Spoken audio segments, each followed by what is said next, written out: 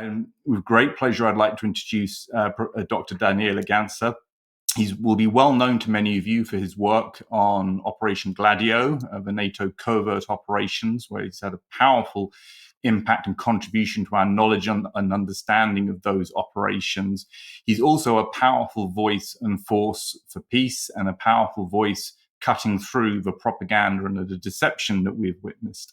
And we're very pleased to have him today. He's talking, his lecture is The Ruthless Empire Post-9/11. And Daniele. Thanks very much, Piers, for inviting me.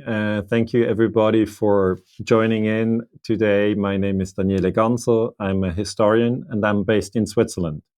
It's December 2023, and the snow has started to fall in Switzerland. And the topic that I want to talk about today is Ruthless Empire. I've written a book about the United States. It's a critical book, as you can see from the title.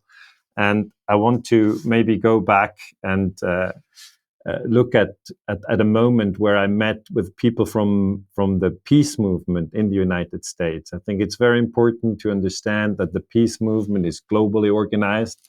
It's usually small people like me, or small people like David, or small people like Piers or Elizabeth. And when I say small people, I mean people who don't control armies or jets or aircraft carriers, but people who stand up for peace. And I met David Ray Griffin in Switzerland in 2009. So that's an old picture of ours. And I was immediately struck by his honesty, by his curiosity also. And we talked about US imperialism, we talked about 9/11, we talked about the Iraq War and the lies of Colin Powell. And we actually also talked about life after death, because he was so interested in so many topics. And so I was interested in many topics. And I think it's just a beautiful example that human beings across the world are interested in peace. I'm a researcher here in Switzerland, and he was a researcher in the United States. And when I was asked to give a lecture today about wars and about deception and about peace, I said it would be an honor. It would absolutely be an honor to do that, because I'm fully convinced, and I know from my personal experience, that David Ray Griffin was an outstanding person, an outstanding scholar who really dedicated his entire work to the peace movement. I also have a book here of him that I read, Omissions and Distortions. That was a book on the 9/11 Commission report. I used to read that together with my students. So that's the official story on 9/11. And just to pick one of the 50 plus books that David wrote, this is another book which shows that this book is inaccurate. So he went really into the important topics. He also wrote on the war in Ukraine, and I'm going to briefly touch on that. The book that I wrote is this one, Ruthless Empire. It's originally been published in German, but that's the English translation, which is now out. It has attracted a lot of attention in the German-speaking world. It was sold more than 100,000 copies, which is a good number in the German-speaking world. And in the book, I touch on different subjects, and one of the subjects I touch upon is Pearl Harbor. So in my lecture today, I want to start with Pearl Harbor, which obviously is an event which is far away. But I still think it is important to look at Pearl Harbor again. Why? Because Pearl Harbor, for maybe people who are younger and attend this lecture, it is important to recall that Pearl Harbor was the moment when the United States entered into World War II. And the situation at that time was such that there was a lot of resistance in the United States from the population. There were many people who did not want to go to war against Germany or against Japan, and they said, that's not our war. We don't want to go into this war. And according to the research that I went through, I think it was the American president, Franklin Delano Roosevelt, who then, managed events so that the US population would go to war. And I want to look at that in more detail, because it's important to understand that wars always start with deceptions. And if we in the peace movement, and I know there are people from many different countries who look at that lecture, if we in the peace movement understand that wars start with deceptions, I think then we can also search for the deceptions very specifically when a war breaks out. The attack on Pearl Harbor was on December 7, 1941. Some 2,400 people were killed. And obviously, at the time, there was no television, okay? There was no internet, obviously, and there were no televised online conference like we have now today. People were basically reliant on newspaper, and the newspaper that came out at the day after the attack, so that was December 8th, said Japan opens surprise war on US, hundreds killed in attack. And it's always important to ask the question, surprise, well, okay, surprise for the US population, but was everybody surprised? You know, that's very important to investigate. I mean, if we talk about a surprise, and people who buy the newspaper, obviously they were surprised. They didn't know that a Japanese attack was coming. But looking back at the data, it is important to ask the question, was the US government also surprised? The people on the street were obviously impressed. They were impressed by what they saw. They saw that the US and Japan are now at war. In the newspapers, you could read that Hawaii was bombed, that the Philippines, which at the time were a US colony, were bombed. And people, when they read something in the newspaper, that's a picture from New York, probably taken on the 8th of December in 1941, not the 7th. And it just shows that people's feelings were stirred up by the event itself. People did not know how to react. And when something breaks out, people look for the president, and he then says what will be done. So very important for me as a historian to find out, did Franklin Delano Roosevelt actually know that the Japanese were going to attack? It is well known that Roosevelt was the US president from 1933 to his death in 1945, when he was replaced by President Truman. And the main question I'm interested in my book is, did he know Japan was going to attack? So the Second World War is just one chapter in the book. And the researchers that work on it, they say, if he knew that the Japanese were going to attack, then we call it a LEHOP operation, let it happen on purpose. And that is a trick. It is a trick to confuse the population.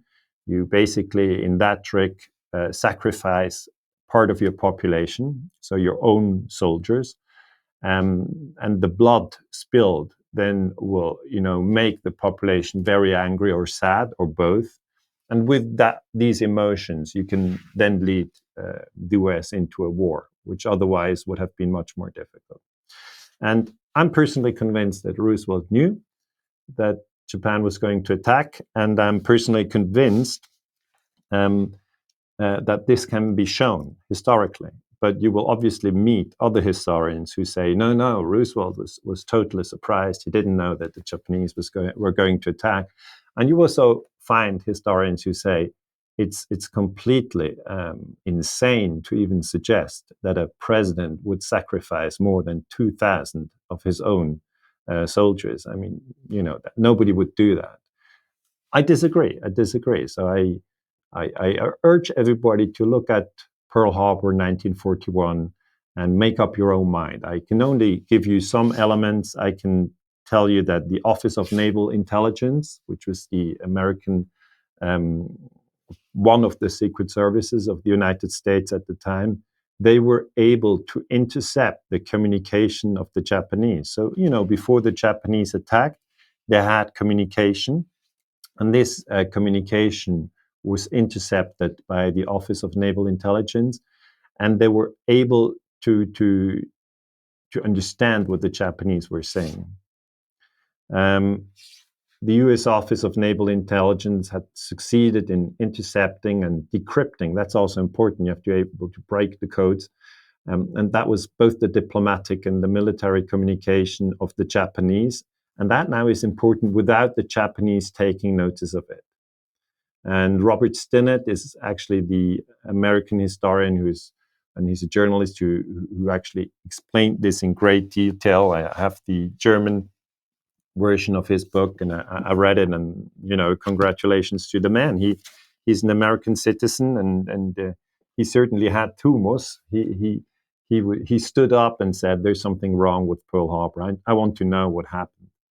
And the intercepted data at the time was extremely valuable and was referred to as magic, and within the naval intelligence, and only President Roosevelt and his closest advisors had access to the magic information. One of the important actors who had access to the magic data at the time was General George Marshall, the chairman of the Joint Chiefs of Staff. And he said, "We know what they know, but they don't know that we know it." So he was talking about the Japanese. And the Japanese actually didn't know that the Americans had been able to break their code. And the transcripts of the radio interceptions were then placed in a leather briefcase at the Naval Office in Washington, and then an ONI officer delivered to President Roosevelt at the White House every day these text messages. And so the president monitored the Japanese and shared the information only with his closest aides. For instance, President Roosevelt did not inform the commanders, U.S. commanders, who were actually, high-ranking military officers in Hawaii, that the attack was coming. So for them, it was a surprise. He didn't inform Congress, so for Parliament, it was a surprise. Roosevelt also didn't inform the U.S. population, so for them, it was also a surprise. So to sum up, I'm not saying that many people were surprised. Obviously, yes, millions were surprised. But that doesn't mean that everybody was surprised. And that just from a historical perspective, it's very important to keep these two things apart. One of the members of the Office of Naval Intelligence was later asked, you sacrifice more than 2,000 people. Isn't that disgusting? How can you do that? And then he said, we had to provoke Japan to do the first shot, and then we could act as a retaliation. So we first cut off the oil supplies to Japan, because the US at the time was sending oil across the Pacific to Japan. Japan has no oil, nothing, not zero. And obviously, if you're an aggressive nation, and Japan at that time was very aggressive, attacking China, other parts of Southeast Asia, they needed oil. And they hoped that the US would just send them the oil that they needed for their imperial conquests.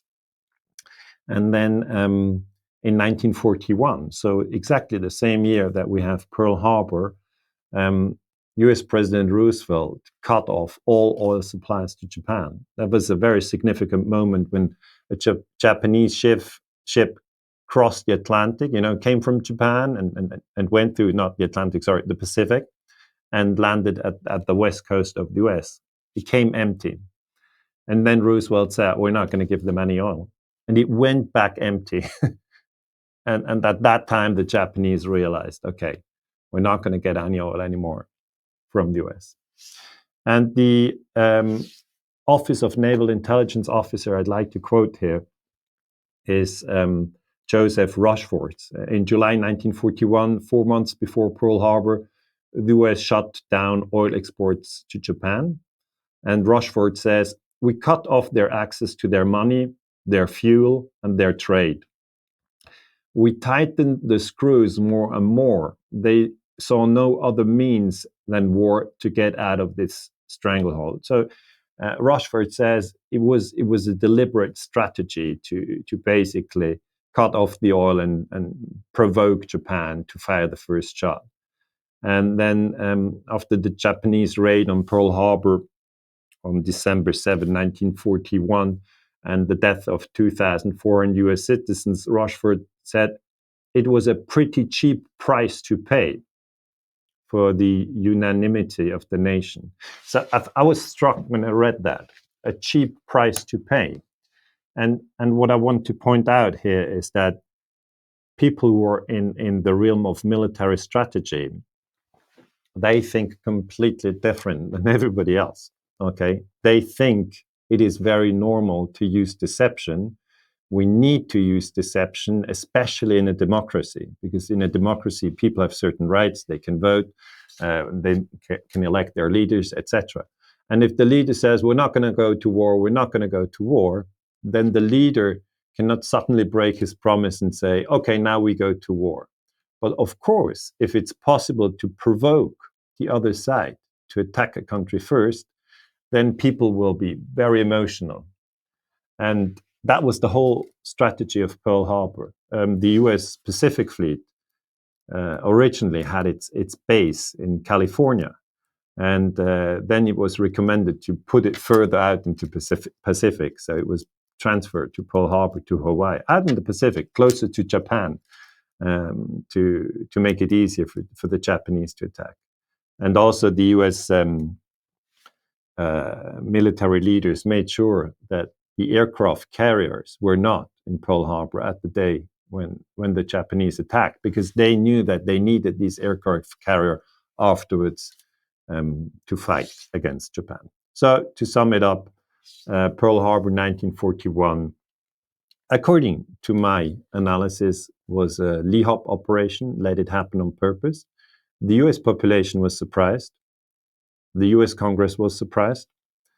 The military commanders in Hawaii were surprised, but President Roosevelt was not surprised. So it's a very small group in Washington and the Pentagon who knew that the attack was coming because they had broken the codes of the Japanese with Operation Magic. Now let's leave World War II behind us, and let's jump to Vietnam. Let's go to the Gulf of Tonkin. Vietnam obviously is a country south of China, and during the Cold War, Vietnam went some brutal times, has to be said like that.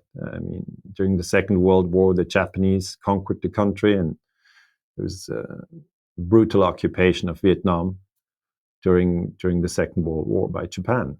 And at the time Japan withdrew, the French came back, because Indochine used to be a French colony. That was Vietnam, Laos, and Cambodia together. So the French, immediately after the Second World War, tried to gain control of Southeast Asia again. And there was an interesting debate in the French parliament when the French sent their troops to Indochine at the end of the Second World War. One parliamentarian, it was a woman, said, well, what's the difference now? We've just been conquered by Germany, and now we've been liberated, and the Second World War is over. Now, what's the difference if we send our troops to Vietnam and conquer them? Are we then not acting like the Germans did in 1940 when they invaded France? And so everybody was up and angry and shouting at her. But yet, she had said the truth. It was exactly the truth that she said. But she was really escorted out of Parliament in Paris at the time. So the French failed to control Vietnam. The Vietnamese fought against the French colonialists, and the French were sent home. And after the French, the Americans came. The Americans came and tried to control Vietnam. And they had, if you look at the map, there's the Gulf of Tonkin. The map is in German, because I do most of my talks in German.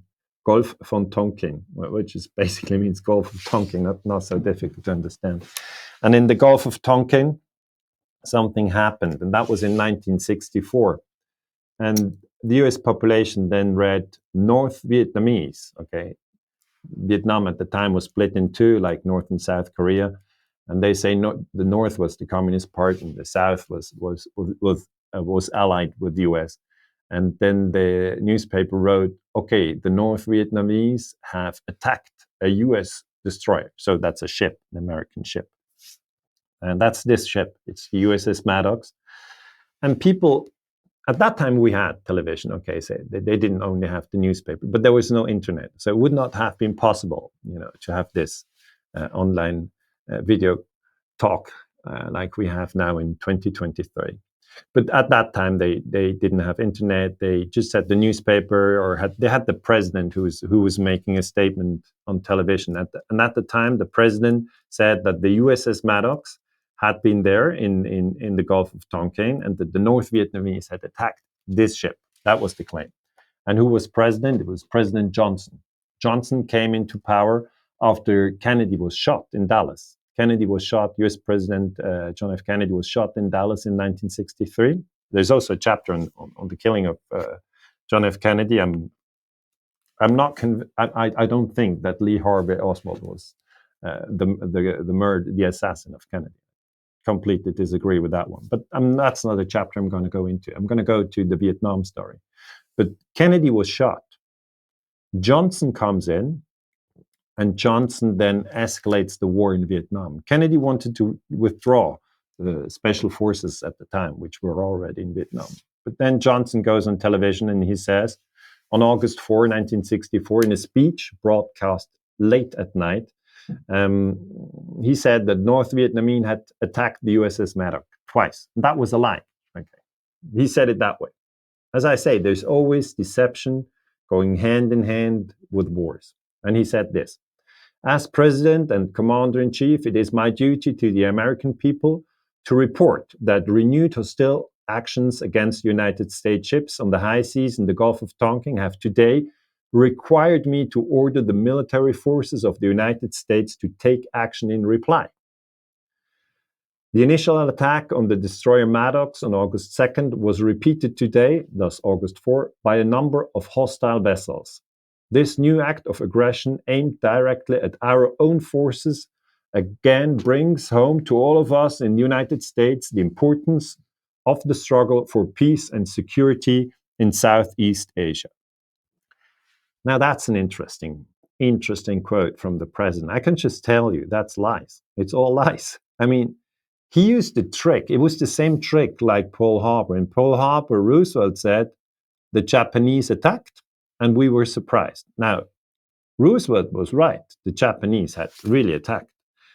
But the lie was that he was not surprised. Okay, I've explained that a small group of people in the government knew that the attack was coming and then let it happen on purpose. Now, this second attack didn't happen at all. Okay, the USS Maddox was not attacked on August 4, 1964. And how do we know?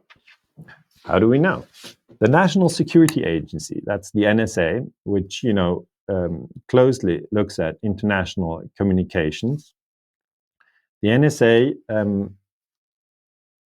declassified more than 140 formerly top secret documents on the Gulf of Tonkin incident in December 2005. So roughly 20 years ago. And including in this documentation was a study by NSA historian Robert Hanyok. His picture is shown below.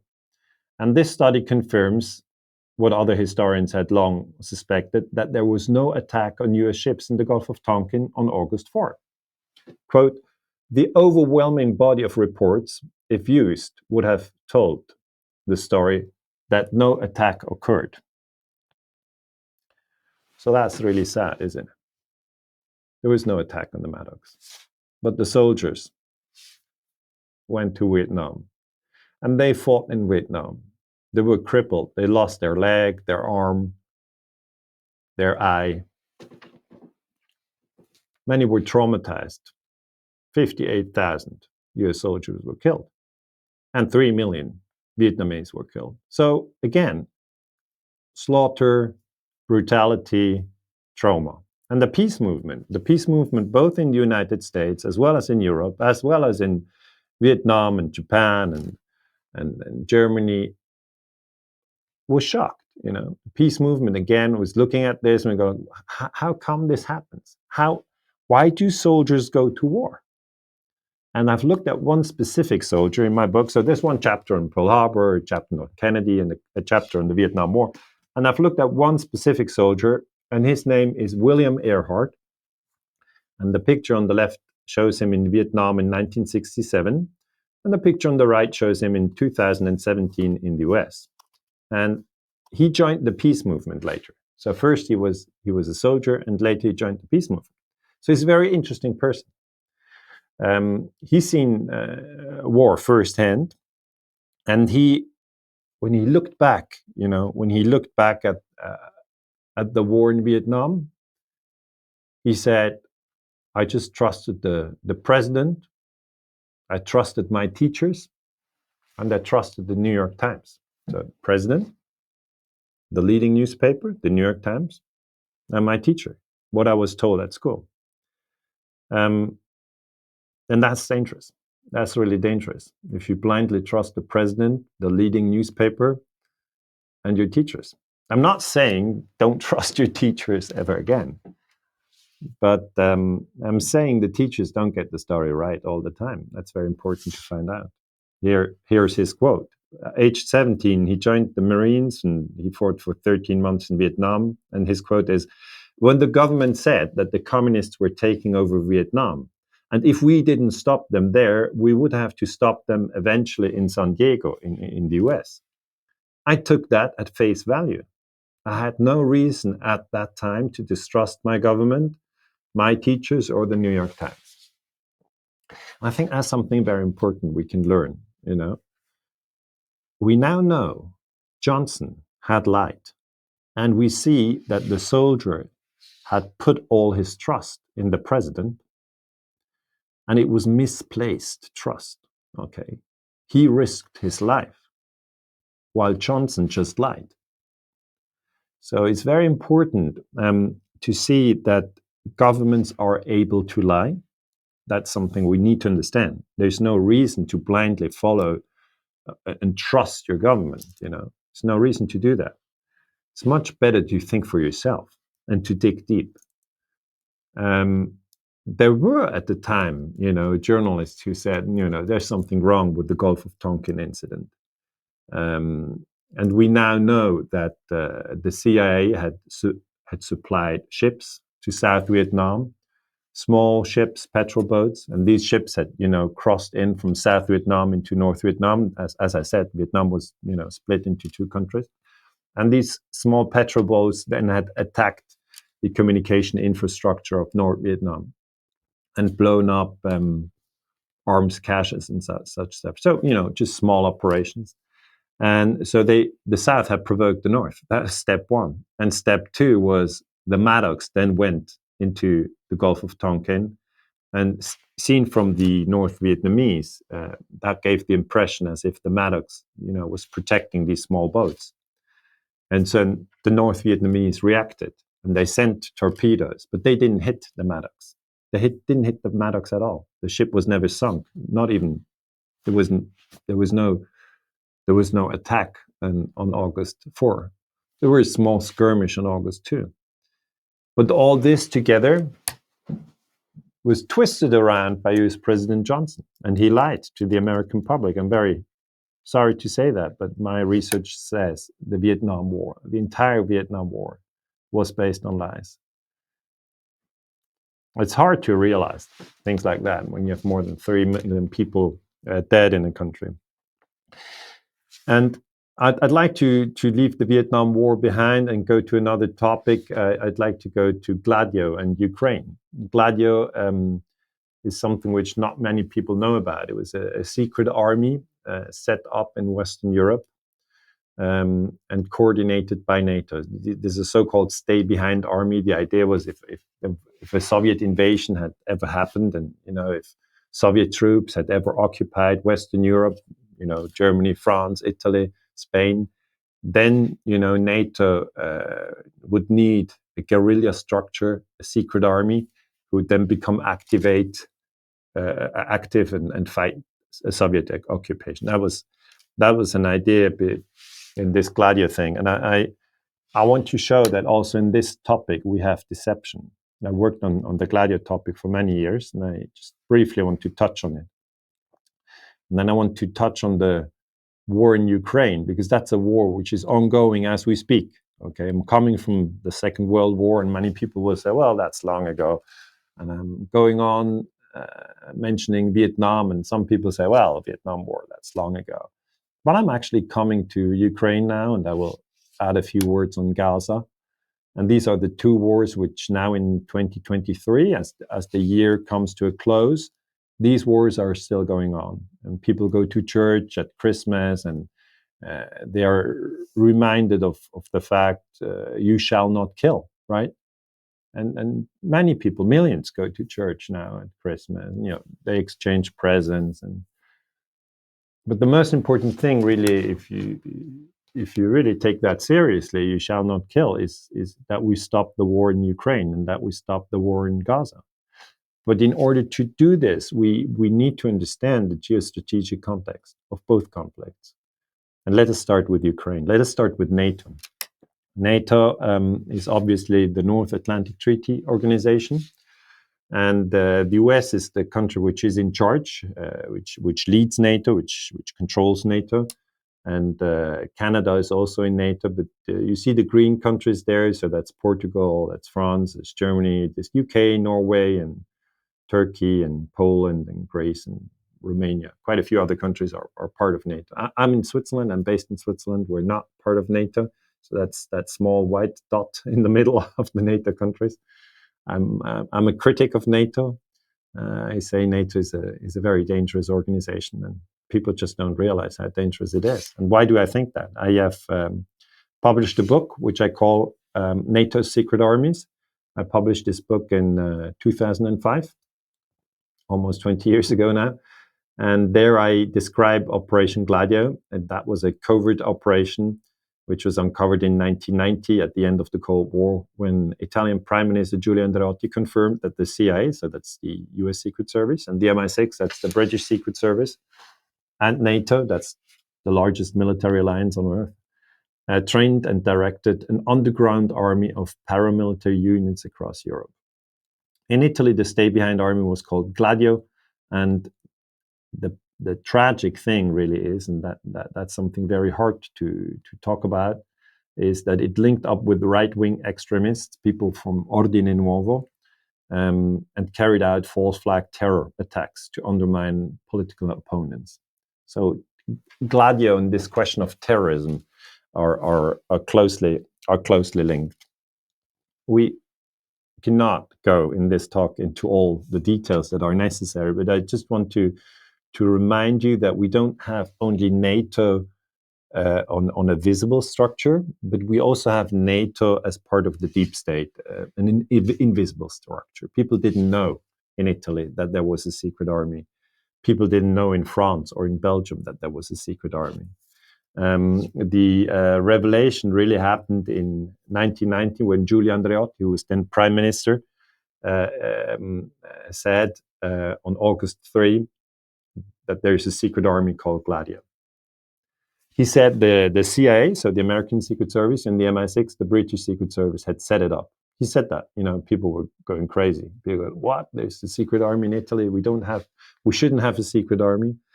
And the French defense minister at the time was in Italy.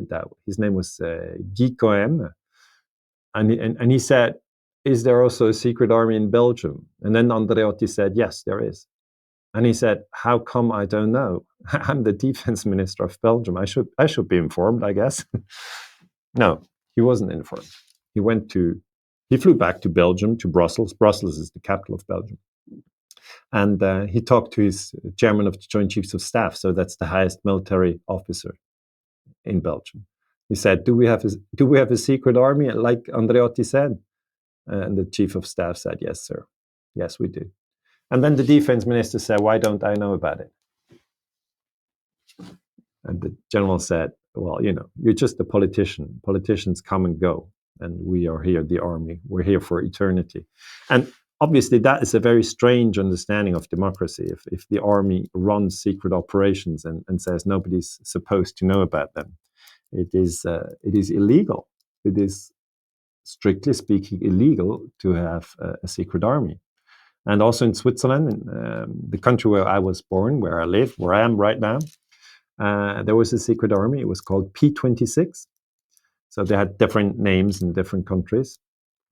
And the Swiss population was completely surprised to find out. That was also in 1990 when that was discovered, that there was a secret army. And the defense minister in Switzerland didn't even know about it.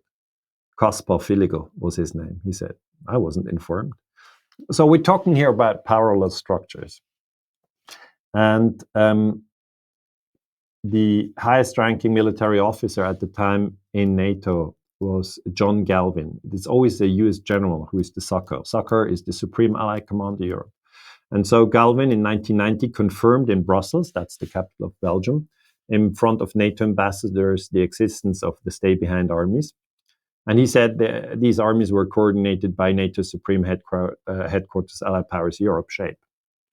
So it is absolutely clear and it is absolutely certain that stay-behind armies existed during the Cold War, roughly from 1950 to 1990, in basically all countries of Western Europe. We have these secret armies in Turkey, in Greece, in Italy, in Belgium, in the western part of Germany, in France, in Portugal, in Spain, in Luxembourg, and in Norway. And we even have these secret armies in neutral countries like Switzerland, Austria, Sweden, and Finland. They were not part of NATO during the Cold War. And that is still a very sensitive topic, and most people don't even know what Gladio is. But the most tricky part is when one tries to research the link between these secret armies and terrorist attacks, because there were terrorist attacks in Italy, there were terrorist attacks in Turkey, in Belgium during the Cold War. And now researchers try to find out, was there a link between that secret army and the terrorist attacks? Very, very complicated, because the secret armies, and that is known, they had arms caches. So they had explosive, they had munitions, they had rifles, they had communication equipment, because the CIA and the MI6 said, well, in case a Soviet invasion comes, we need these secret soldiers to be equipped. Okay, they cannot then go shopping and buy explosives. And that makes sense. If you want to set up a guerrilla, then you need to have them supplied with explosives. But the Soviet invasion never came. Okay, never came. So logically thinking, the stay-behind armies should never have been activated at all. There was no Soviet invasion. There should have been no activation. But then now it turns out that NATO officers were scared that in Italy, for instance, the communists would come to power. And then if you have a communist defense minister, never happened. But if, then this communist defense minister would betray all the secrets of NATO countries, for instance, to the Soviet Union. So what happened is you had terrorist attacks in Italy, and they were blamed on the left, and that weakened the communists.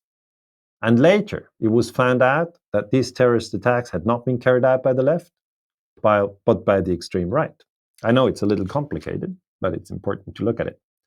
There's one terrorist attack that I now take, is the terrorist attack of Peteano. Peteano is a little village in Italy in 1971. 1972.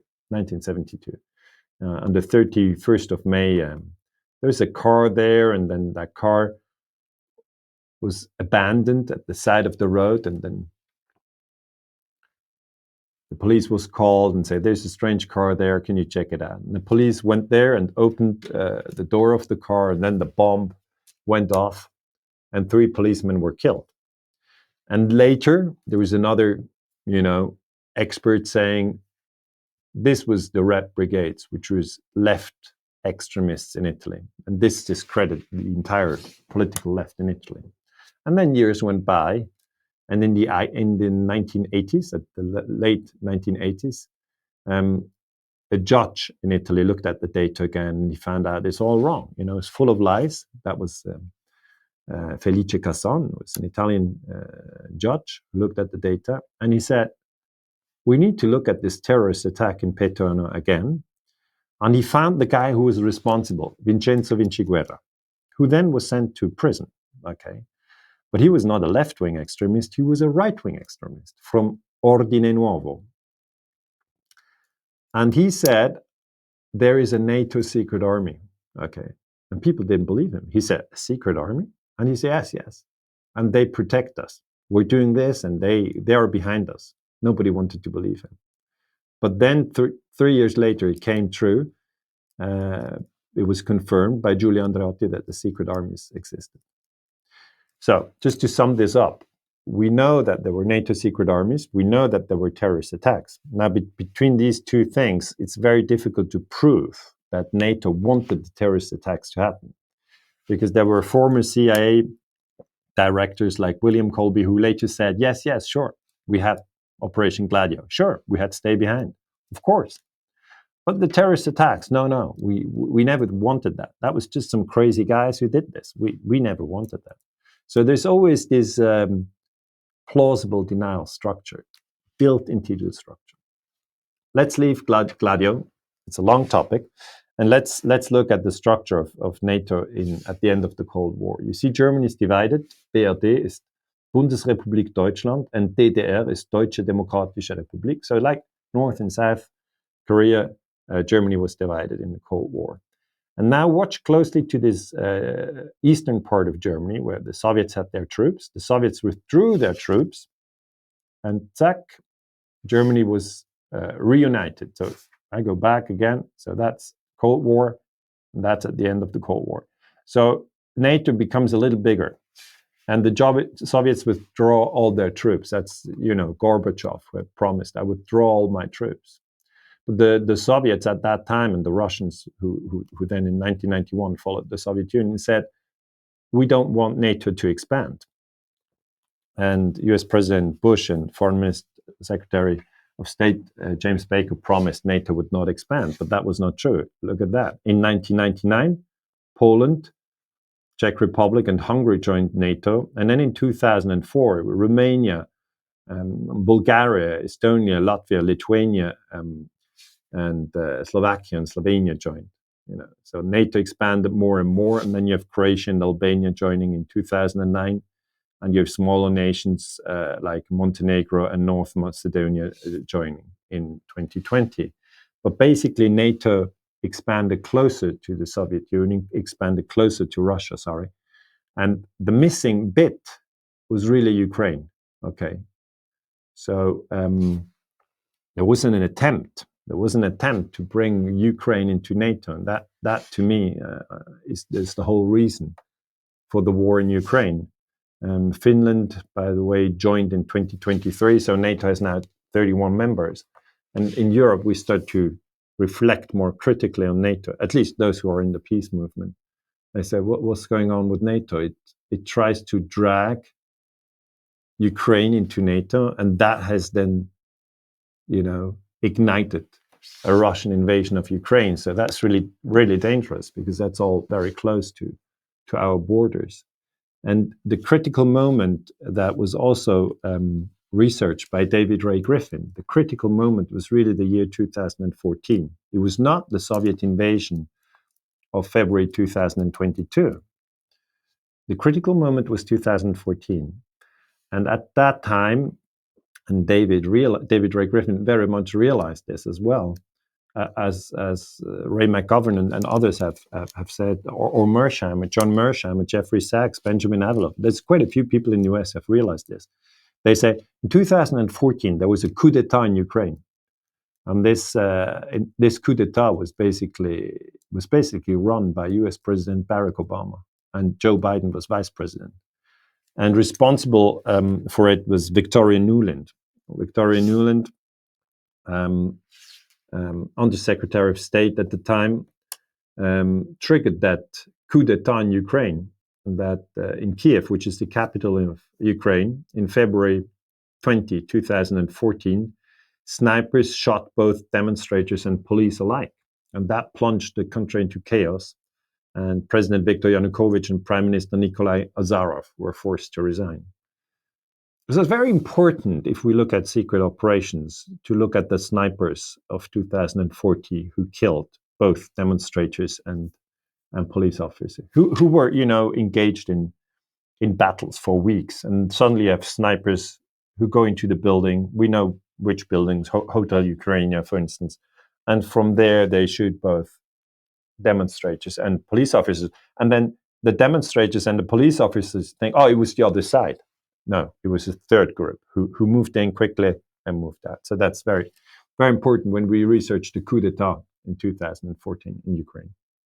And at the US State Department, Victoria Nuland had been pulling the strings, along with Jeffrey Pyatt. Jeffrey should read there. There's a mistake on the slide.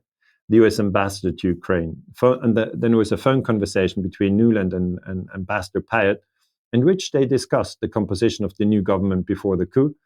And this phone call was intercepted and caused an uproar in Europe, because Nuland had insulted the European Union by saying, fuck the European Union.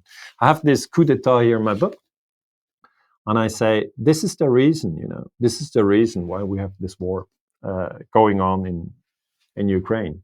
And the problem is many mainstream media don't want to talk about the coup d'etat in 2014. They only want to talk about the Russian invasion of 2022, which is illegal. Russia has no right to invade Ukraine.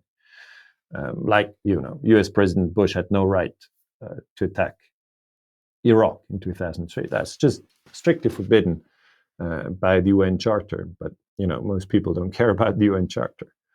And it's also forbidden to carry out a coup d'etat in Kiev in 2014. And that was done. And right-wing extremists were involved. So you have a very, very strange situation. First, you have NATO expanding east. And then, they reach that limit, Ukraine, and they say, oh, we should move a little further east. But there's the wrong government in Kiev. They don't want to become a member of NATO. Well, we just overthrow them. And this has led to a situation where we now see Russia and China teaming up.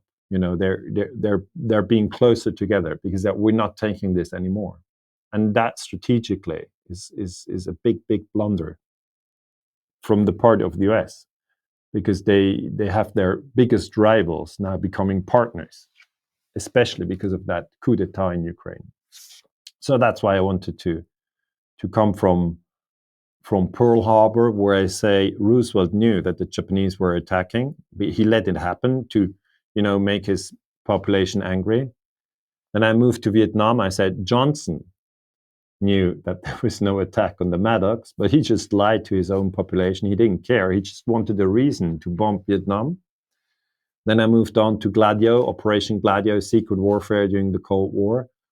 And on this reflection about Gladio, I added the element in Ukraine, because Gladio was run by NATO, and the expansion of NATO from 1990 to 2023 to this very year where we are in, has really increased the insecurity in Europe. It's not the security. NATO always says we increase security.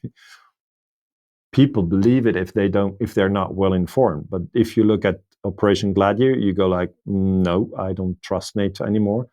And if you look at the coup d'etat in Kiev in 2014, then you go, you create just chaos here. I think, NATO should be dissolved, really. Should be dissolved. First, it should be investigated. It should be investigated what happened in NATO's history. NATO was formed in 1949. And 9/11 really was the day when NATO is activated. And that brings me to point number 4. NATO, as the biggest military alliance on the world, it says we're never going to attack another country unless we're being attacked first. Now that's a lie. That's a lie. In 1999, NATO bombed Serbia. Serbia had never attacked NATO. And furthermore, it was an out-of-area operation. NATO always said we're just going to act within the area where we are. Serbia was not, was far away from NATO territory at the time in 1999. And at the second point, when NATO was activated, was after the terrorist attacks of 9/11. President Bush then said, okay, this is an attack from Afghanistan. It's an attack on the US. The US is a NATO member, so we have to invoke NATO Charter Clause number 5, which means an attack on one member is an attack on all. And then the Germans went to Afghanistan, the French went to Afghanistan, the Americans went to Afghanistan, the Italians went to Afghanistan, all the troops went to Afghanistan. 20 years of war, many, many people killed. And now we realize it's all lies. 9/11 is full of lies. I'm not going to go into details because I know that 9/11 is a topic that is being covered very well among the people who are listening to this channel. And I'm just going to quote Graham McQueen, who is another peace researcher who is outstanding. Graham died in this year, in 2023.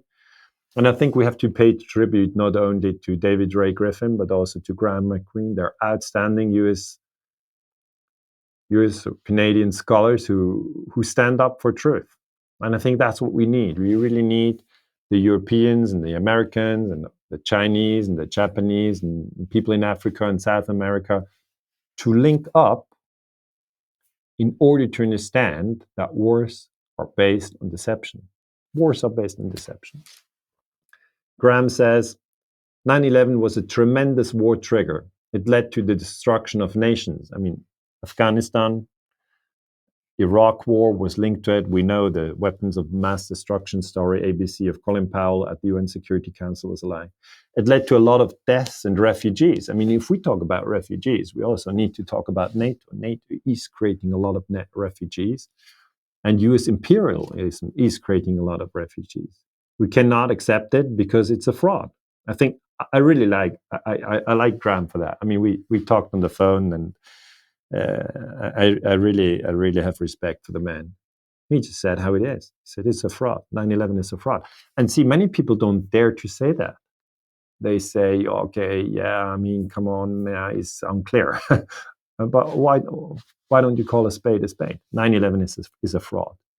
People were lied to. And he then says, I've been an anti-war activist. I've done my best, and I can go with a satisfied mind. And he said that when he already knew that he was going to die soon. And I think that's ultimately the challenge for all of us. That we have to be able to go with a satisfied mind. There's no way to prevent our own death. I mean, I'm now 51. I don't know how many years I have.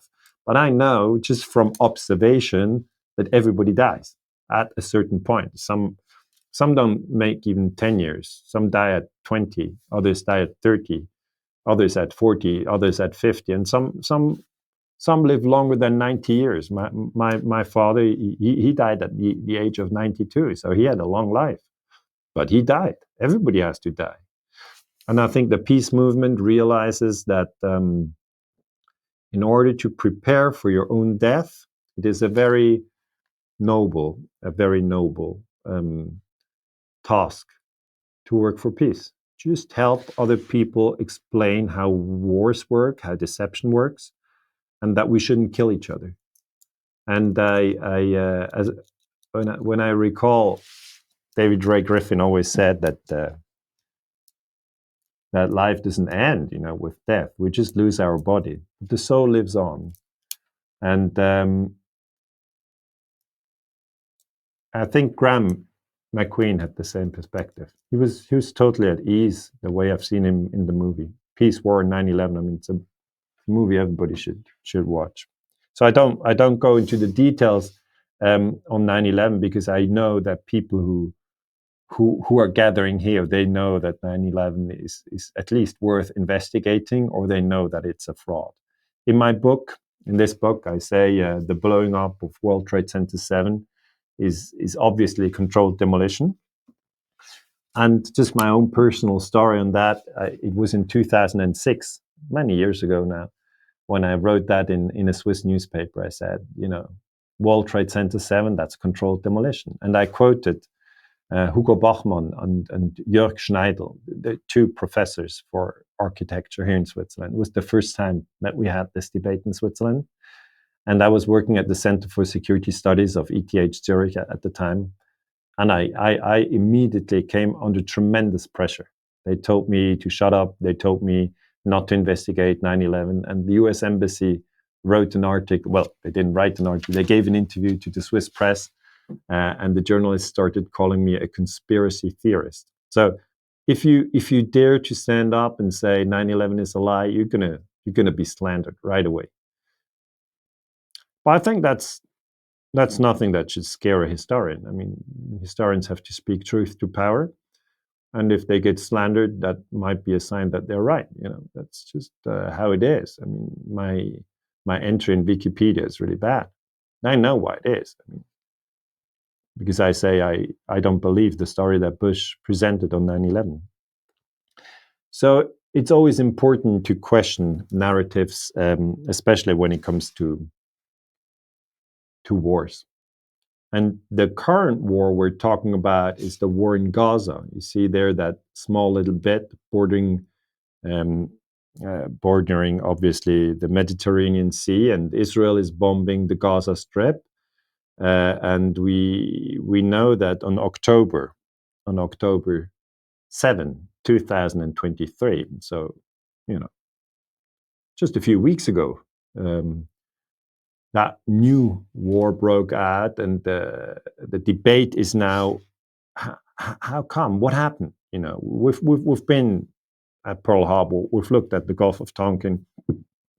We've looked at Gladio. We've looked at NATO expansion to the east. We've looked at Ukraine. But the other war is really the war in Israel and Palestine. So the Gaza Strip situation is dreadful. It's dreadful, and this is how it looks. This is how it looks in the Gaza Strip. So Israel is leveling this. They're just killing thousands of people. And what is the Hamas invasion plan called Jericho Wall? Okay, that's something which is being debated. We learn from the New York Times that Israel knew Hamas attack plan more than a year ago. And this is a report which is now from November 30th. It's just a few days old. And it says Israeli officials obtained Hamas battle plan for the October 7 terrorist attack more than a year before it happened. So they knew the attack was coming? Not necessarily. It just means they knew that Hamas had such a plan.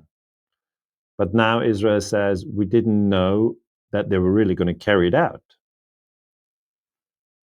So that's something that needs to be investigated. And there are many Israeli journalists who also wonder, I mean, what happened on that day, October 7, 2023? How did Hamas succeed in crossing, first of all, the fence, get out of Gaza? Because Gaza is really fenced in. It's very difficult to get out of Gaza. There are checkpoints, but if you want to pass the checkpoints, you obviously need to have papers, and the Hamas couldn't just, go through the checkpoints. And then why? That is one of the debates that is really going on right now. Why were there 5 hours? The attack started at 6:30 in the morning. Why, during 5 hours, was there no reaction from the Israeli Defense Forces, IDF? This is something which is being debated, for instance, in Germany. One professor from the German Bundeswehr says, we know from the interrogation of Hamas fighters who were captured that they were not able to move free, that they were able, to move freely for 5 hours before they met with the first resistance. That, of course, reminds me of Pearl Harbor. Of course. Could it be that Israel Prime Minister Benjamin Netanyahu let Hamas kill Israeli citizens for 5 hours before he stepped in? I don't know. It's just a question. But it's not a question that only I ask. It's also a question that Israeli journalist Efrat Fenningson asks. That's the lady. Israeli journalist Efrat Fenningson says, I served at the Gaza border 25 years ago. So she was in the Israeli army. Even a cat walking along that fence would have alerted the IDF. So that's the Israeli Defense Forces. Why did nothing happen on October 7 for 5 hours? Did unknown groups let this happen on purpose? Now, thing is, I don't know. Just looking at the data, I'm looking at the data and I see that right now we have a debate about LIHOP regarding Gaza, the Gaza war. What is undebatable is that the Gaza war broke out on 7 October 2023. That is, on the historical record. We know that Hamas crossed into Israel at 6:30. That is on the record. And we know that there was no reaction for 5 hours, which is very strange. We also know that Israel Prime Minister Benjamin Netanyahu withdrew some of his troops from the Gaza border to the West Bank. That is also on the record. We know that the boss of the Egyptian Secret Service, General Kamel, had warned Netanyahu that an attack was coming. That's also on the record. Netanyahu says he never heard that, or he didn't believe it. So I can't really tell you what Benjamin Netanyahu knew or what he did. I can't tell you yet. I'm sure that Franklin Delano Roosevelt knew that the Japanese were coming and that he let it happen on purpose. And now with Israel, I don't know yet. But I think the Israeli themselves, they're going to investigate this because there were huge demonstrations against Benjamin Netanyahu. And they want to know why for 5 hours Hamas fighters could slaughter Israeli citizens. There's a lot of Israelis who want to know that. And now we have the internet. Information moves much more quickly. There is no such debate like we have here in 1941. It was impossible. The newspaper controlled the narrative, and people had the newspaper. That was it. It took many years until we looked at it. And to conclude, I want to show this picture. For me, it's just a sign that in the peace movements we are many. I realized that picture was taken many years ago, so don't have any gray hair at that. That's just a reminder that we're all getting older as time moves by. And I want to conclude by just paying my greatest respect again to David Ray Griffin, who has passed away, but he was an outstanding scholar, an outstanding peace activist, a friend, a personal friend, a person from whom I've learned a lot. And I hope, that this lecture that we have today reminds people of all the good that there is in human beings. There's a lot of good in us. We can be brave. We can be honest. Yeah, we can work for peace. So thank you very much.